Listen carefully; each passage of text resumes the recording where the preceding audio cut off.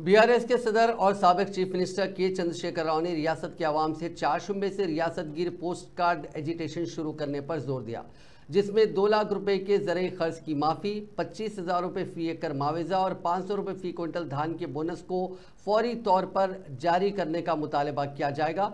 मंगल को संगारेड्डी जिले के अंदौली हल्के के सुल्तानपुर में मेदक और जहीराबाद पार्लिमानी हल्के का अहाता करने वाले प्रजा आशीर्वाद सभा से खिताब करते हुए केसीआर ने कहा कि लोकसभा इंतखाबात रियासत में लिलीपुट कांग्रेस हुकूमत के लिए एक वेकअप कॉल होना चाहिए। केसीआर ने कहा कि अगर आप इन लिलीपुटों को एक बार और मुंतखब करते हैं तो वो अपनी लापरवाही जारी रखेंगे, वो सोचेंगे कि वो किसी शरारत से बच सकते हैं। Doctor B R. अम्बेडकर के यौम पैदाइश पर उन्होंने 125 फुट के मुजस्समे को बंद कर दिया और उन्हें फूलों के हार चलाने की भी परवाह नहीं की।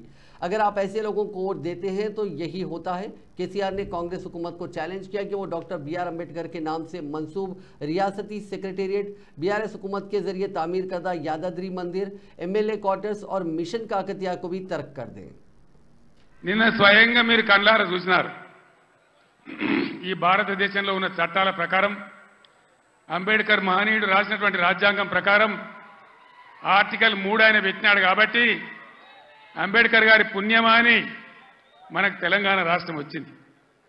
ఆ మహనీయుని గౌరవించుకోవాలని, గుండెల్లో పెట్టుకోవాలని 125 ఫీట్ల ఎత్తున ఉండేటువంటి ప్రపంచంలోనే ఎక్కడ లేనటువంటి, భారతదేశంలో ఎక్కడ లేనటువంటి అంబేద్కర్ విగ్రహాన్ని మనం హైదరాబాద్లో కట్టుకున్నాం। పోయిన సంవత్సరం మీరందరూ కూడా చాలా మంది వచ్చినారు, బ్రహ్మాండంగా దాన్ని ఆవిష్కరణ చేసుకున్నాం। కానీ నిన్న అంబేద్కర్ జయంతి, ఆ విగ్రహం పెట్టిన తర్వాత జరిగిన తొలి జయంతి, ఈ లిల్లీ పుట్టగాల ప్రభుత్వం ఏం చేసింది?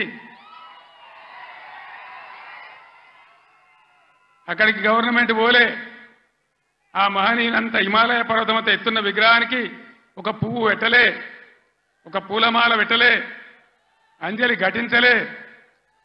అనేక రాష్ట్రాల నుంచి ప్రజలు వచ్చినారు చూడడానికి। వాళ్ళ